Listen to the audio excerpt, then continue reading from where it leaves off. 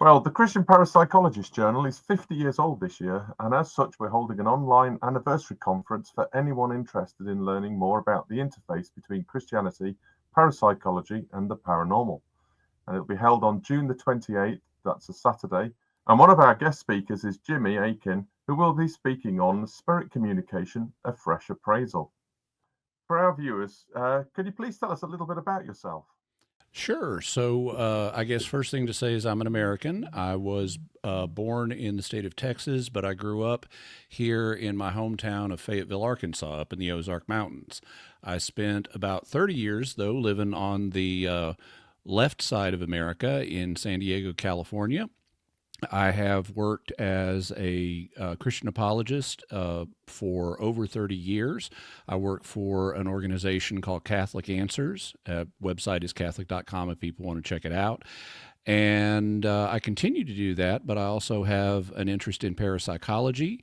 And I actually teach parapsychology for the Ryan Education Center here in the United States. But people in other countries can take classes too because they're all conducted online. That's fantastic. Okay. Do you have any particular research interests or specialisms that you can tell us about? Well, in terms of parapsychological interests, I'm interested in the field broadly. I've done some academic papers with co-authors on remote viewing and so forth, and I have future research plans in that regard. But I also have done a lot of work on survival of bodily death, which is one of the main subjects in parapsychology. And so I study that quite carefully. I have some papers I'm going to be writing on that. And it takes up a good bit of my research time in the area. I think there's a lot to be explored there, and that looking at the intersection also of religion and parapsychology is sort of a third major research interest of mine, and I've taught classes on that. That's really exciting stuff. It's good to see that Christians are actually getting involved in this instead of being running away, frightened. We're actually being a voice in the marketplace. Well, and we have been historically there after parapsychology became an organized discipline in the late 1800s. There were Christian ministers who were known as parapsychologists, like Walter Franklin Prince here in the United States, Father Herbert Thurston over Hmm. in England, and on the continent, Father Alois Weisinger. They were three religious ministers, both Protestant and Catholic, who did parapsychological research and contributed to the field. Going back historically, though, there's been a lot of discussion of parapsychological concepts in Christian circles, including from doctors of the church like Saint Augustine, Pope St. Gregory the Great, and St. Thomas Aquinas. All three of them were either open to or positively believed that God had built psychic functioning into human nature as a natural human ability. For example, St. Thomas Aquinas referred to what we would call precognition as natural prophecy to distinguish it from the supernatural prophecy that God gives. Indeed, I mean, I've just finished typesetting a new update of Augustine's De Cura Gerenda Pro Mortuoris, um, which is how to help the dead, basically. So I've just been working on that as a study guide.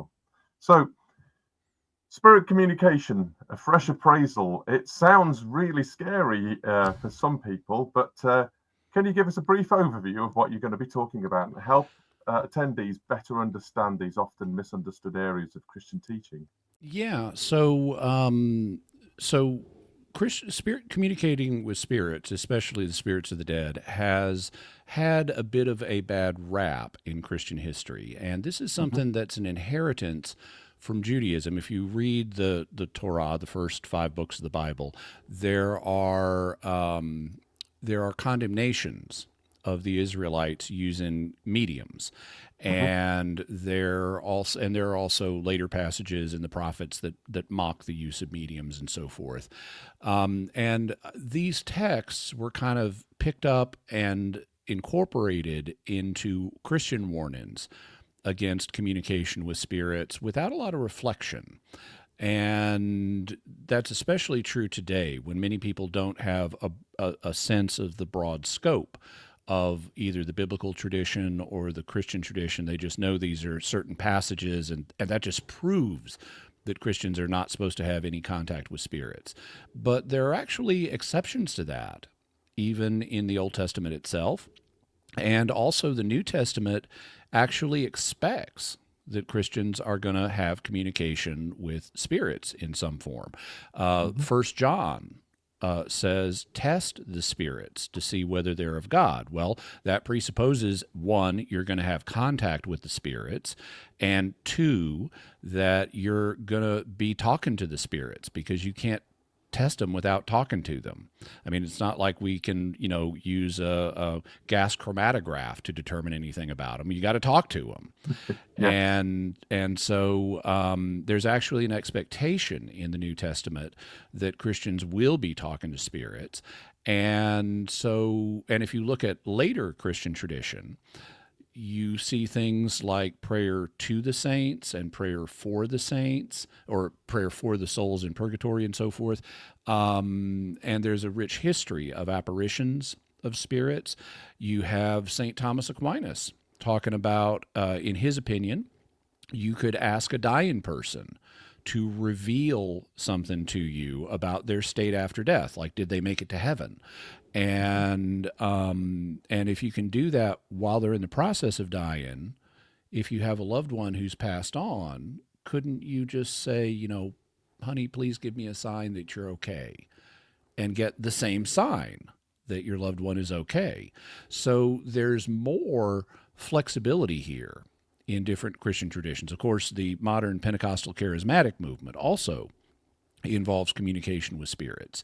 And so in various Christian traditions, there's been more flexibility on the subject of communicating with spirits than a lot of folks realize. And I thought it would be beneficial to say, okay, let's take a fresh look at this. Let's survey the data in a neutral way from multiple different perspectives, and see what lessons we might be able to learn about just how much flexibility or inflexibility there is on this topic. So pleased that you've agreed to come and speak to us at the conference. Really looking forward to hearing what you've got to say further on this. So thank you very much, Jimmy, and we will see you on the 28th of June this year. My pleasure, and I look forward to it. Take care. God bless. Until then.